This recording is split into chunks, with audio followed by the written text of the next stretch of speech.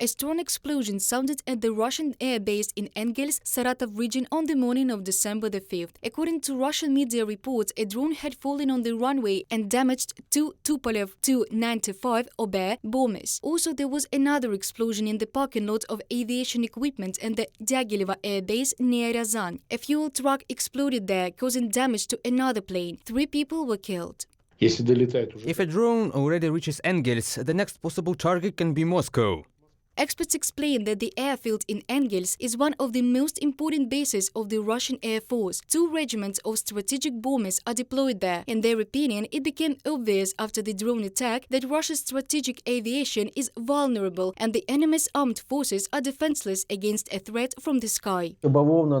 Explosions at the military facilities of the Russian Federation will continue, because a full-scale war is still going on. This is the largest war in terms of scale since the end of World War II on the European continent. It is obvious that the same explosions that once happened at the airfield in the temporarily occupied Crimea did not teach the Russian military anything. Therefore, these explosions will happen at other military, infrastructural, energy facilities on the territory of Russia. Russian troops suffered the greatest losses in the Donetsk and Luhansk directions. They tell their relatives about it by phone. You have no idea what the situation is right here. You can't even imagine. I'm standing here and there is a field surrounding me. Some kind of field and just a forest belt. That's all and nothing else is here. And Ukrainian soldiers are everywhere. God forbid, there will be an offensive right now. And we have only 30 people in the company left. According to the General Staff of the Armed Forces of Ukraine, Donetsk hospitals are overflowing with wounded servicemen of Russia. In recent days alone, up to 300 wounded Russian soldiers have been delivered to the Novopskov medical facility in the Luhansk region. Elective surgeries for civilian patients are postponed indefinitely and new wounded people are no longer accepted. The Russian occupation troops suffer the greatest losses in the Liman, Avdiivka and Bakhmut directions. And this is due to the fact that the Russians use the tactics of small assault groups. Despite insane losses of their personnel, they continue to use this tactic. That is, the Russians actually go ahead over the corpses. They can lose only in the Bakhmut direction about 50 to 100 people. This is only the killed ones, and the same number of wounded soldiers, depending on the time. Serhiy Cherevati, representative of the Eastern Group of the Armed Forces of Ukraine, on the air of the national telethon.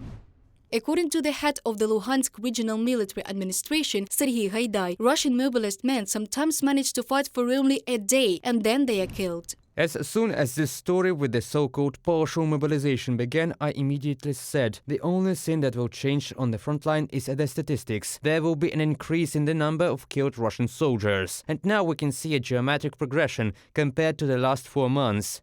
Serhiy Haidai, head of the Luhansk Regional Military Administration, in an interview with Radio NV.